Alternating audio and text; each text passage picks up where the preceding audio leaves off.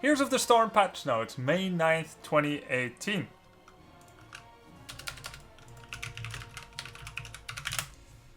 Here we go. We've just released a new Heroes of the Storm patch to apply a number of balance changes and bug fixes.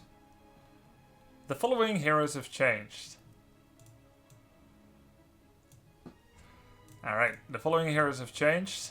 Fenix, Gul'dan, Hanzo, Kael'thas, Maiev, Thrall, Tracer, Tychus, Maiev, Anna, Ariel, Deckard, Lili, Morales, Malfurion, Stukov, and Garrosh and Sonya.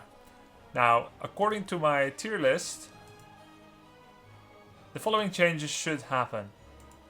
Garrosh nerf, Sonya nerf, Anna buff, Ariel buff, Deckard nerf, Lili buff, Morales buff, Malfurion nerf, Stukov nerf, Maiev nerf, Fenix nerf, Gul'dan change, Hanzo nerf, Kael'thas buff, Maiev nerf, Thrall nerf, Tracer nerf, and Tychus buff, as in plus minus. Now let's see how the truth is. Assassin Fenix. His health has been reduced by 60, according with the shield reduction as well, and also the health regen and the shield regen. He also gets a quarter less attack range on his splash bomb. I think that's probably fair. He can attack pretty safely and continually harass with it. And then warp E, plus 2 seconds of cooldown, and also range less by 2. I think it's fair changes. Nothing wrong with those. I had Fenix as the 5th best assassin in the game, after Hanzo, Tracer, Junkrat, and Genji. And so I think that's deserved nerfs. Next up, Gul'dan. Gul'dan is actually getting a number of changes that affect how he drains life. He no longer has the bonus range on drain life at level 1. It has now been embedded on his Mana Globe talent. The Mana Globes now not just give him more mana, but also more health. After collecting 20 globes, it reduces all the mana costs. This used to be a useless talent, but now that it also gives bonus health and bonus mana, while increasing drain life, it will still be far less popular, I think, than Echoed Corruption, but you could in good conscience take this on certain battlegrounds that tend to end before you can complete your quest. At least maybe on Cursed Hollow, maybe on Warhead Junction, those maps you'd rather get chaotic energy. The problem is, every of those maps, they're worse for PvP questing, but they're also worse for globes. At least it's more competitive than before. 2 useless talents got combined into one, which probably still makes them worse than Echo Corruption, but that's still a good change. This one, recharge faster while it's active, so the longer you charge, the more likely you are to have it back when it finishes charging. No more bonus damage to low heroes.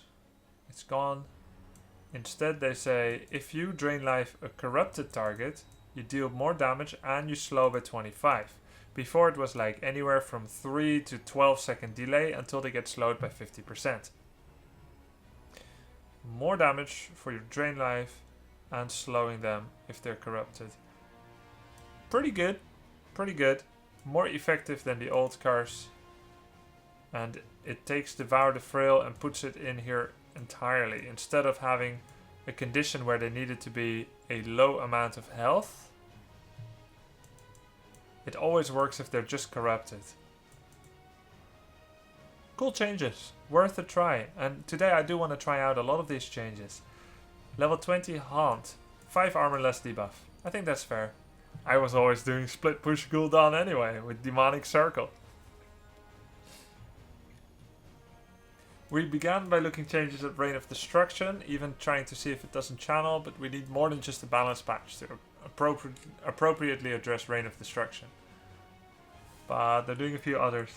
Find new fun ways to drain the life from their opponents. Lol. Here's the big one! Let's drop the bomb. There we go. Hanzo.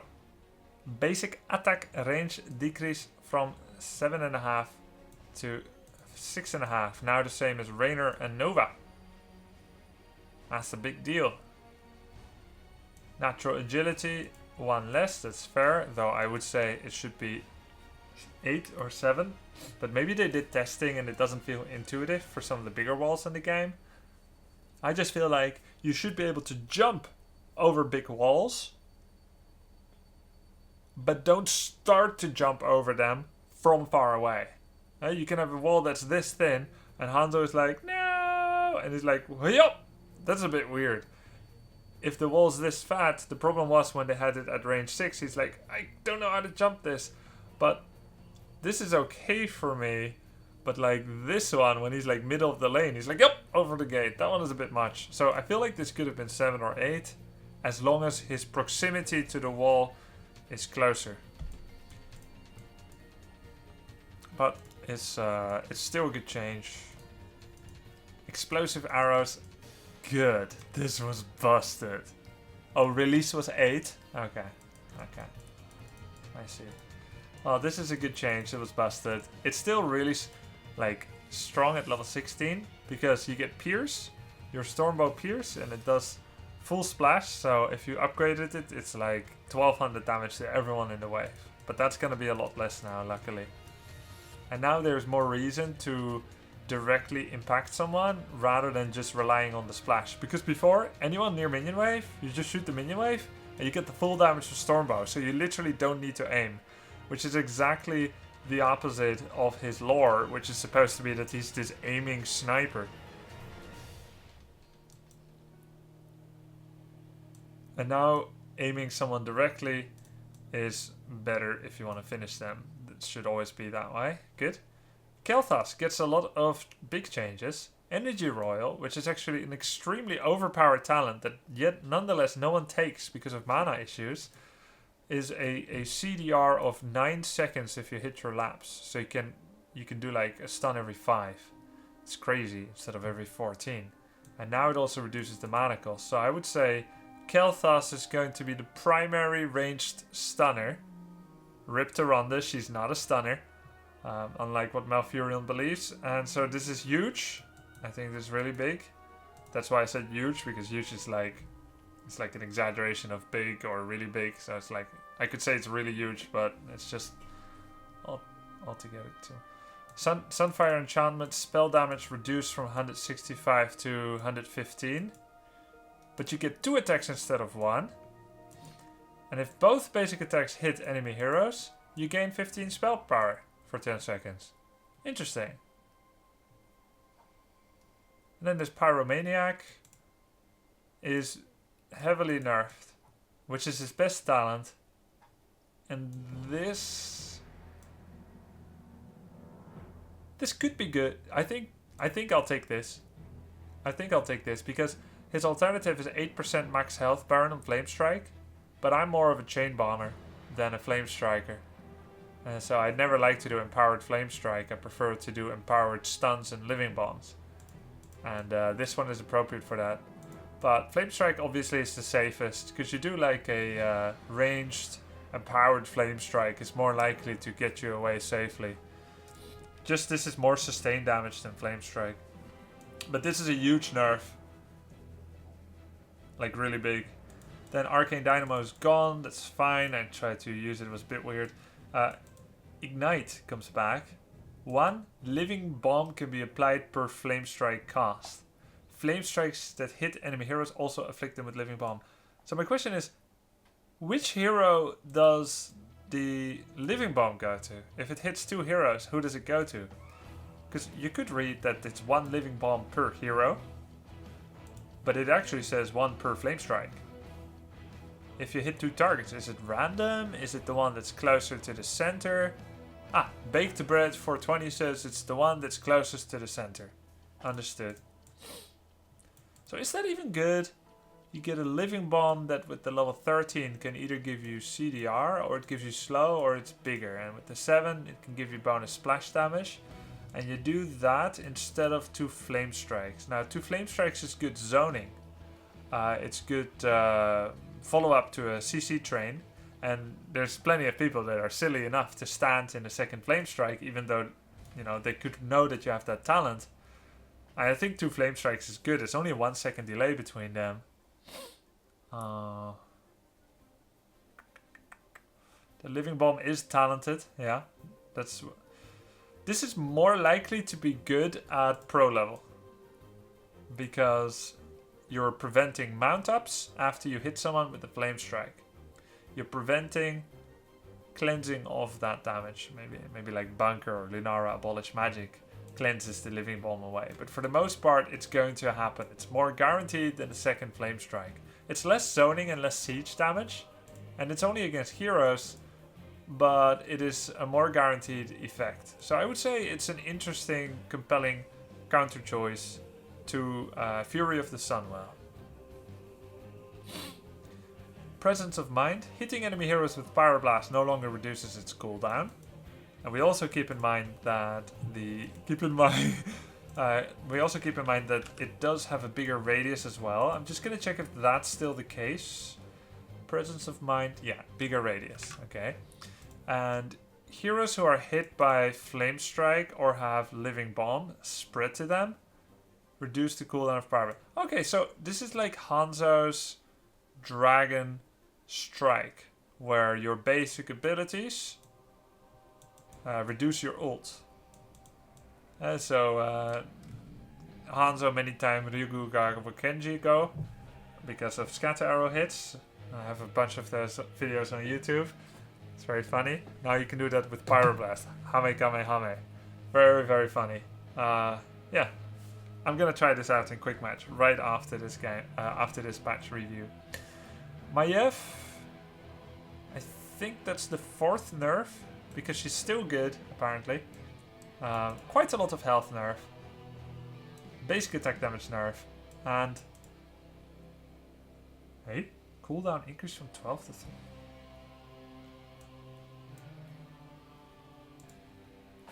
Isn't the cooldown for this like 80 seconds? Oh, okay, this is her trait.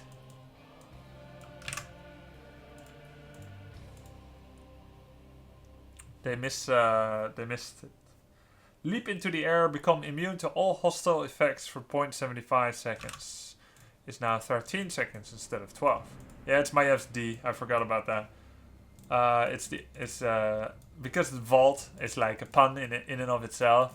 Yeah, I think that's fair. Probably it's fine. Next, Thrall. Chain Lightning Q. Damage reduced. Wow, Thrall nerfs. Damage reduced. Bounce damage reduced. Rolling Thunder is now max health heal per bounce. Hitting a marked enemy. Hitting. I guess with auto attacks. So if you auto attack a marked enemy, you restore 2.5 of Thrall's max health. They should specify hitting, because this could also mean Second Chain Lightning, Feral Spirit, Sundering, or Earthquake. Hitting. But I'm assuming it's with an auto attack, because that's how his old Rolling Thunder works. Now I'm going to check out Thrall in my quick match overview. Rolling Thunder. Oh yeah. For 10 seconds, after hitting an enemy hero with Chain Lightning, Thrall's next basic attack against them restores 15 mana and 2.5% of his maximum health. Okay, so this is the super lane sustain talent. Rolling Thunder. You don't get the range, but you get more bonus health. Fair enough. 6 instead of 7 hits for the wolf. But this is pretty harsh. But he should probably still be pretty decent. I mean, most people didn't take this, but it is good. Most people didn't take this, but it is good, and now better. So for the most part, Thrall got nerfed. Unless somehow these end up being way better. What kind of nerf? 16, yeah, 9%. 9% nerf to his damage on Chain Lightning. Didn't feel like it was that OP. He was one of the better Assassins, maybe top 10, top 15. But he has counters. So, didn't feel like it's needed, but okay. Tracer, not enough. Not enough. She should have like range 2 on auto attack. Yeah, nice, but not enough. Tracer should be the best hero now, with Hanzo dropping. Best Asa. Tychus. 1 second help on his cooldown for overkill. 5 mana. Fully loaded, has now been embedded in the bigger they are. And this was already the best. So Tychus is buffed. Buff for wave clear, especially this. And buff for burning tanks and anyone. And he was already the best at that. And now he's even better at it. So Tychus should be very good right now. Okay, my new tier list says Genji number 1, Tracer number 2, Tychus number 3, Junkrat number 4. I think that's I think Tychus is now one of the most reliable ranged assassins. He's pretty insane now. Less splash damage for Force of Will, Arcane Explosion, that's good. Keep in mind he has a very strong other level 7 talents. We just never did it because this is so good. I think Tychus is number 3. Yeah. After this. Time to practice him. Ana. Her Shrike is now healing from everything instead of just heroes. Healing Dart is cheaper. Nano Boost takes longer. Easier to get detachable box magazines. I forgot what the first reward is because I never take it. Debilitating Dart is now for a shorter duration, but it also slows. While Ana is showing a positive win rate, we're still not seeing her picked up in the solo support as often as we'd like.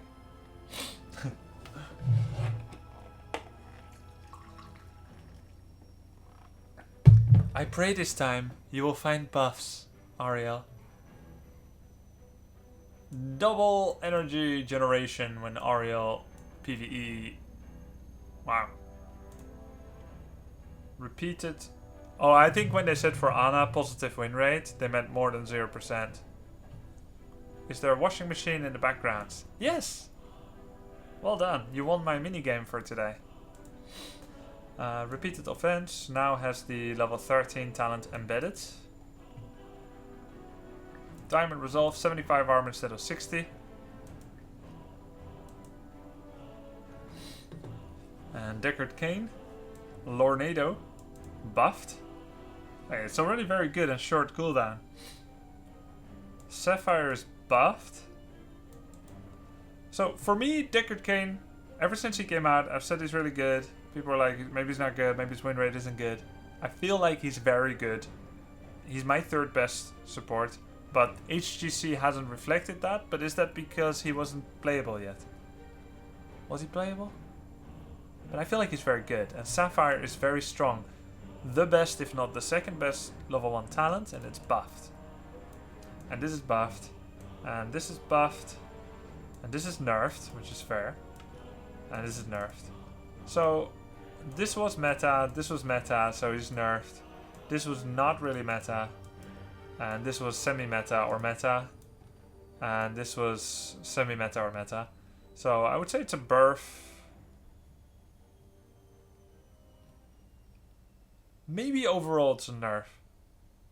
But it's a buff to something very strong at level 1. I consider level 1 talent more important than a level 20. As strong as this is, you need to get there first. 13 you always get there, almost, unless it's Braxis. But level 20 you don't always get there. So this is a buff and this is a buff. And this is... I feel like we should compare these and this. And not so much the 20. He's about 47 to 51%.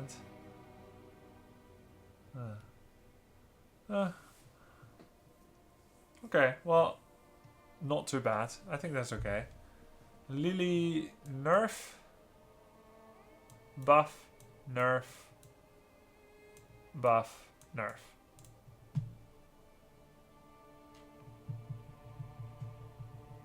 Well, she's like top 3 across all levels, if you count the low levels as well.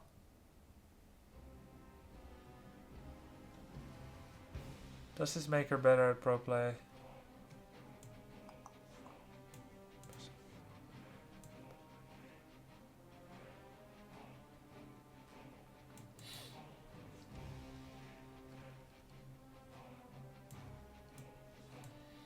This is mostly a buff anyway.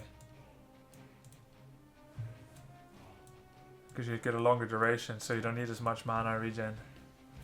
It's mostly buffs, just nerfing this one. I feel like this makes her better at high level and worse at low, which is going the right direction. Morales buff, nerf. She needs to be like she can't be as safe with the 16, but she can take more risk with the 4, kinda.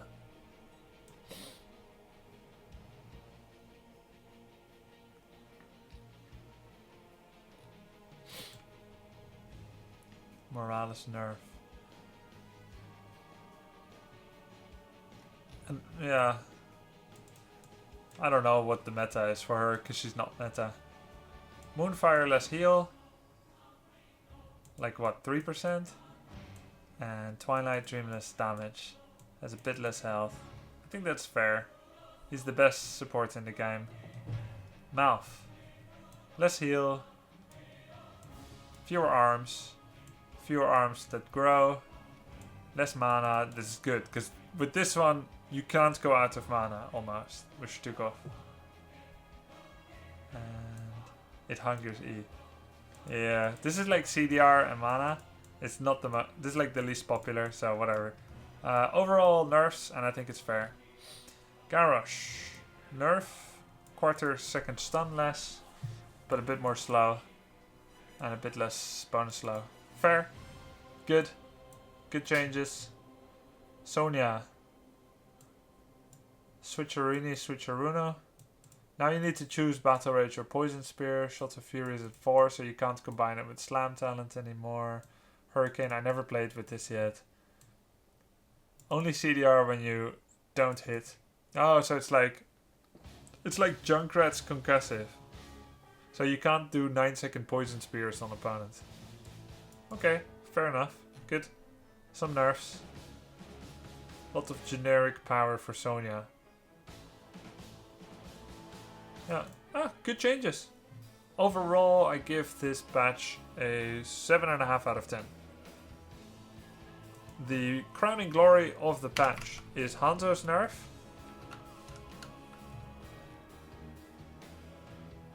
And the biggest question mark is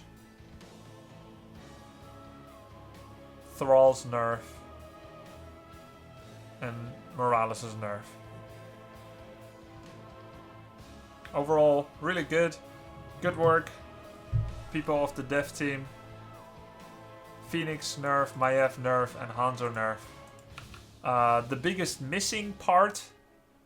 Oh, I clicked something. The missing biggest part is a lack of Tracer nerf. Which is a big missed opportunity.